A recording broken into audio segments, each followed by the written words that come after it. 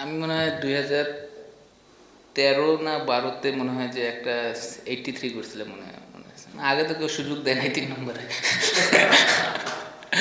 না, অবশ্যই ভালো লাগতেছে, কারণ আপনি যেখানেই পারফর্ম করেন না কেন ভালো তো লাগে সবসময়। আর আমি টি-20তে অন্তত বিশেষ করে যে আমি চেষ্টা মানে আমার খুব ভালো লাগে আর কি উপরে ব্যাটিং করতে, কারণ আমার কাছে মনে হয় যে ওই সময়টা একটু রান করা সহজ। কারণ আপনি যদি ওভারঅল চিন্তা করেন যে পাওয়ার প্লের মধ্যে আপনার 9টা প্লেয়ার ভিতরে থাকে, তো আপনি যদি একটু রিস্ক নেন তাহলে ওই জায়গাটা যতটা ইজি হয় রান করা, বাট আপনি পাওয়ার প্লের পরে কিন্তু এতটা সহজ হয় না।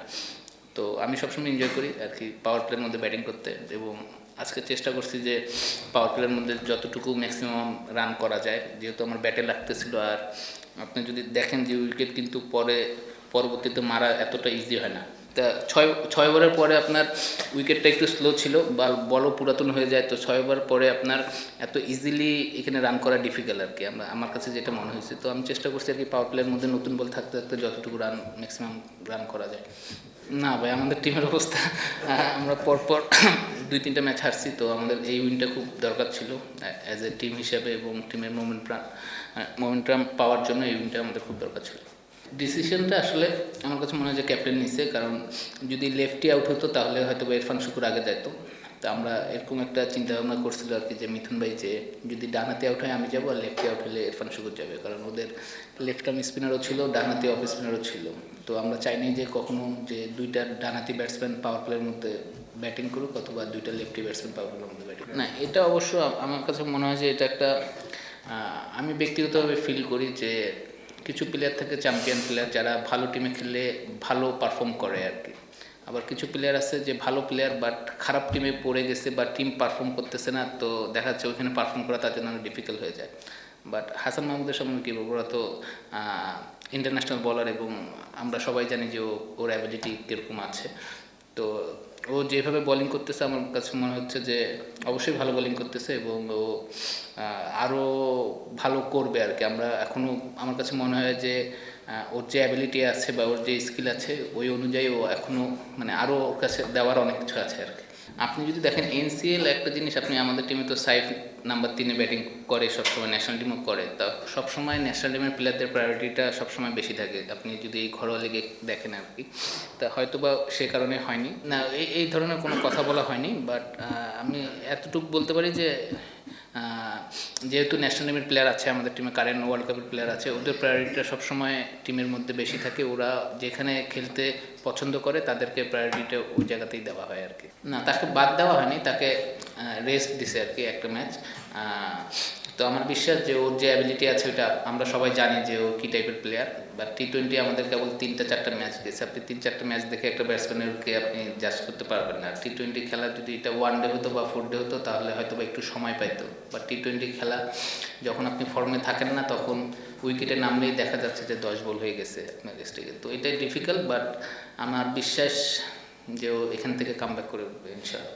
আপনি যদি দেখেন ওভারঅল, আপনি যদি চিন্তা করে দেখেন, আমরা প্রিমিয়ার লিগের কথাই বলি, যারা প্রিমিয়ার লিগের টপ অর্ডারে রান করে, ধরেন হাইস্ট রান ধরেন 800-900 রান করে, ওরা কিন্তু এসে দেখা যাচ্ছে অনেক প্লেয়ার 6 নম্বরে ব্যাটিং করতেছে।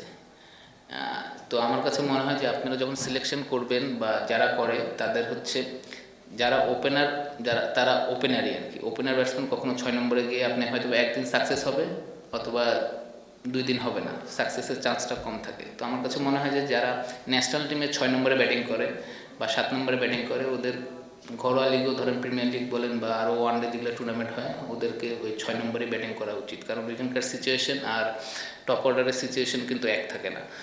তো যে জিনিসটা আমি ফিল করি, কারণ আপনি যদি 6 নম্বরে ব্যাটিং করেন অনেক সময় রান লাগে 7 করে 8 করে 9 করে, এটা এতটা ইজি না। না, ফিনিশার আছে না, কত ফিনিশার আছে ন্যাশনাল টিমে। আর আমাদের তো যতটুকু জানি যে 20 বছরের পাইপলাইন নাকি প্লেয়ার আছে পাইপলাইনের। না, অন্যায় আমি সেটা বলবো না, ওরা আমাদের চেয়ে বেটার বলেই তো ওরা ন্যাশনাল টিমে আছে। তো অন্যায় ঠিক না। আপনি যদি দেখেন যে ন্যাশনাল টিমের প্লেয়ার কয়টা প্লেয়ার আছে, আরও তো অনেক জায়গায় অপশন ফাঁকা আছে। তো এই জায়গায় তো আমাদের লোকাল প্লেয়াররা তো খেলতেছেই। আপনি যদি দেখেন আমাদের পাওয়ার প্লেয়ার মধ্যে বোলিং করতেছে তাসকিনের সাথে কি বলে এটাকে, সাইফুদ্দিন বোলিং করতেছে, তারপরে স্পিনার আমি বোলিং করতেছি মাঝে মধ্যে। তাহলে যদি প্রায়োরিটি দেওয়া হইতো তাহলে আমার জায়গায় হয়তো সাইফ বোলিং করতো। তো আমার কাছে মনে হয় যে সব কিছুই ঠিক আছে আর কি, ব্যালেন্স আছে। লেটার পার্ট বলবো না আমি, কারণ আমি আল্লাহর রহমতে যদি সুস্থ থাকি এখনও হয়তো বা 5-6 বছর খেলতে পারবো। তো তো আমি বলবো যে আমি সবসময় ভালো খেলার চেষ্টা করি এবং আল্লাহর রহমতে আমার যেটা জ্ঞান আছে, বুদ্ধি আছে, সেইভাবে খেলার চেষ্টা করি এবং উইকেটটা রিড করে বোলিং করার চেষ্টা করি, উইকেটটা রিড করে ব্যাটিং করার চেষ্টা করি। তো এটাই আর কি বলবো ভাইয়া। না সমস্যা নিয়ে আমি তো আর কথা বলতে পারবো না টেকনিক্যালি, বাট আমার কাছে মনে হয় যে ওর একটা ফ্লো দরকার। ধরেন যে হয়তো বা ও পাওয়ার প্লের মধ্যে ব্যাটিং করতে নামতেছে, ও যদি আর্লি অন ধরেন যে 5-7 বলের মধ্যে 2-1 বাউন্ডারি পেয়ে যায়, তাহলে ওর জন্য খেলাটা মনে হয় ইজি হয়ে যাবে। বাট ও হয়তো বা সেটা পাচ্ছে না। বাট আপনি যখন ফর্মে থাকবেন না, তখন অটোমেটিকলি কিছু ভুল ডিসিশনে আপনি আউট হবেন বা কপালে থাকবে না, দেখবেন ভালো বলে আউট হয়ে গেছেন।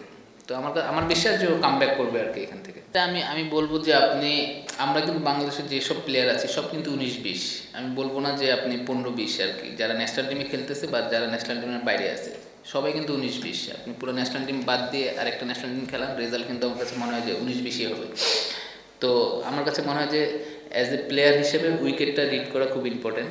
আপনি যে সিচুয়েশনেই ব্যাটিং করেন না কেন, উইকেটটা বোঝাটা খুব ইম্পর্টেন্ট, যে এখানে বল টার্ন করলে আমার জন্য রানের কোন দিক থেকে রান করতে আমার সহজ হবে, বল সুইং করলে আমার কী করা দরকার, ড্রাইভ খেলবো কি খেলবো না।